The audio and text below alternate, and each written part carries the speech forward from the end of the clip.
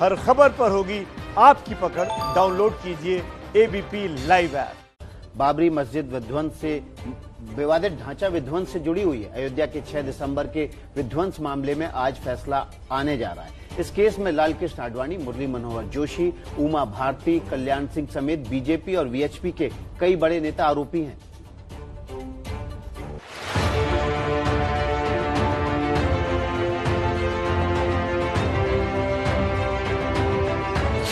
अट्ठाईस साल बाद अयोध्या पर अंतिम फैसला। वो तारीख थी 6 दिसंबर 1992। ये वो दिन था जब भारतीय जनता पार्टी और विश्व हिंदू परिषद के आह्वान पर देश भर से लाखों राम भक्त अयोध्या में कार सेवा करने के लिए इकट्ठे हुए। कार सेवा यानी सरयू का जल लेकर राम चबूतरे पर चढ़ाना। लेकिन कार सेवा के नाम पर लाखों राम भक्तों की मौजूदगी में राम जन्मभूमि परिषद में बाबरी का विवादित ढांचा कुछ ही घंटों में ढहा दिया गया और नतीजा ये हुआ कि अयोध्या समेत देश भर के कई शहरों में हिंसा हुई और कर्फ्यू लगाना पड़ा और मामला कोर्ट पहुंच गया। अयोध्या में भव्य राम मंदिर के निर्माण के बीच 6 दिसंबर के ढांचा विध्वंस मामले में 28 साल के लंबे इंतजार के बाद लखनऊ में सीबीआई की विशेष अदालत आज फैसला सुनाने जा रही है। आज अदालत तय करेगी कि 6 दिसंबर को अयोध्या में विवादित ढांचा साजिशन गिराया गया या फिर कार सेवकों के तत्कालीन गुस्से का नतीजा था। बाबरी के विवादित ढांचे को गिराए जाने के बाद 6 दिसंबर 1992 की शाम 6:05 पर और 6:15 पर 2 अलग अलग मुकदमे दर्ज हुए। राज्य सरकार ने बाबरी ढाए जाने के मामले को सीबीसीआईडी को सौंपा और सीबीसीआईडी ने 25 फरवरी 1993 को पहली चार्जशीट लगाई। इसके बाद इस मामले को सीबीआई को दिया गया। कुल 49 लोगों को इस पूरे मामले में आरोपी बनाया गया और 28 साल तक सुनवाई के दौरान 49 में से 17 लोगों का निधन हो गया। अब 32 लोग बचे हैं और इन्हीं 32 लोगों पर सीबीआई की स्पेशल कोर्ट लखनऊ में फैसला सुनाने वाली है। इन 32 लोगों में सबसे बड़ा नाम है लालकृष्ण आडवाणी का, लेकिन उनके वकील को उम्मीद है कि अदालत के आदेश के बाद आरोपों से आडवाणी का पीछा छूट जाएगा। अभी तो हम लोगों ने बहस दी है, उसको पहले से कह देना बहुत अच्छा नहीं रहेगा, लेकिन मैं ये मान के चलता हूं कि जितना एविडेंस अवेलेबल है वो केस के एक्विटल के लिए पर्याप्त है। 32 लोगों में कई ऐसे आरोपी भी हैं जो विवादित ढांचा गिराने को अपराध नहीं मानते और खुशी खुशी जेल जाने के लिए भी तैयार हैं। देश आजादी के कार्य में चंद्रशेखर आजाद हो गए, चाहे गोली खाए चाहे खा लिए, तो उस सजा तो था नहीं।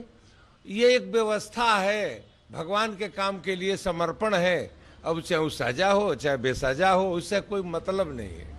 अगर दोषी सिद्ध होता हूं और मेरे पर आरोप कोई लगता है तो प्रयास करेंगे जमानत वहीं हो जाए और कोर्ट जेल भेजा गया तो हंसते हुए जेल चले जाएंगे एक माला पहन के। मेरा यह मानना है ये पूरा का पूरा मुकदमा राजनीति से प्रेरित था।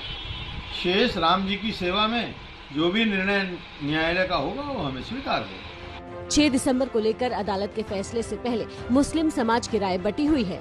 हम भी गुजारिश करते हैं कि ये भी मुकदमे खत्म की जाएं, क्योंकि कुछ लोग इस दुनिया में हैं और कुछ लोग नहीं हैं, और जो लोग जिंदा भी हैं वो लोग बुजुर्ग हैं, उनका भी ख्याल रखा जाए। इसको देश के सुप्रीम कोर्ट ने शेमफुल कहा था और ये कहा था कि ये कल्प्रिट्स है जिन लोगों ने ये काम किया है। तो इसकी अहमियत को देखते हुए चाहे कोई आदमी इस वक्त 80 साल का हो या 90 साल का हो, अगर उसने ये किया 28 साल पहले हरकत, तो उसको सजा तो मिलना ही चाहिए।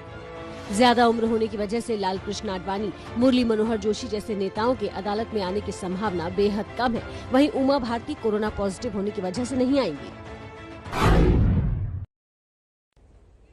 तो सबसे विश्वसनीय कवरेज आप इस खबर पर लगातार एबीपी न्यूज पर देखेंगे। हमारे साथ हमारे 2 संवाददाता लखनऊ से पंकज झा और हमारे साथ विजय विद्रोही जुड़े हुए हैं। लेकिन इस बीच बड़ी खबर आपको बता दें, लालकृष्ण आडवाणी और मुरली मनोहर जोशी, उमा भारती, कल्याण सिंह पेश नहीं होंगे। क्यों? क्योंकि उमा भारती कोरोना पॉजिटिव है। इसके अलावा महंत नृत्य गोपाल दास भी अदालत में पेश नहीं होंगे। आज सुबह 11 बजे से 1 बजे के बीच फैसला कभी भी आ सकता है। इसीलिए चलते हैं आपको पंकज झा के पास, जो कि लखनऊ में हमारे साथ मौजूद है। अयोध्या में हमारे साथ विजय विद्रोही भी मौजूद है। आपके पास में आऊंगी विजय, क्योंकि आपने तो करीब से इस पूरे आंदोलन को देखा है। लेकिन पंकज, कानून व्यवस्था का संकट पैदा हो सकता है क्या? राजधानी में सुरक्षा चाक चौबंद है और क्या उम्मीद करें कितने बजे तक फैसला आ सकता है? देखिए, जहां तक रही फैसले की बात, तो मुझे लगता है कि 11 बजे के आसपास में ये शुरू हो जाएगा फैसला सुनाना। 10-12 मिनट तक ऑपरेटिव पार्ट जो होगा जजमेंट का वो सुनाया जा चुका है, सुनाया जाएगा। चूंकि सुरेंद्र यादव जो जज हैं, जिनको 1 साल का एक्सटेंशन मिला था, उन्होंने पहले ही इस बारे में 1 सितंबर को फैसले की सुनवाई पूरी हो गई थी, उसके बाद फैसला वो ऑलरेडी लिख चुके हैं। जहां तक रही बात कि राज्य में इस फैसले के बाद क्या हो सकता है, तो उसके लिए सुरक्षा के पर्याप्त उपाय किए गए हैं। और इससे पहले भी आपको बताऊं कि इलाहाबाद हाईकोर्ट में जब फैसला आया था अयोध्या के मंदिर को लेकर के, तब भी कड़ी सुरक्षा व्यवस्था थी, कोई ऐसी घटना हुई नहीं थी। और इस बात को लेकर के कई जिलों में अलर्ट पे पुलिस को और सुरक्षा व्यवस्था को रखा गया है। अयोध्या से विजय विद्रोही हमारे साथ मौजूद है, उनका भी रुख कर लेते हैं। विजय, आज के फैसले पर हर किसी की नजर है। 28 साल का लंबा इंतजार किया है बहुत सारे लोगों ने, ये जानने के लिए कि इस फैसले में होता क्या है। तो क्या सियासत बदलेगी इस फैसले के बाद?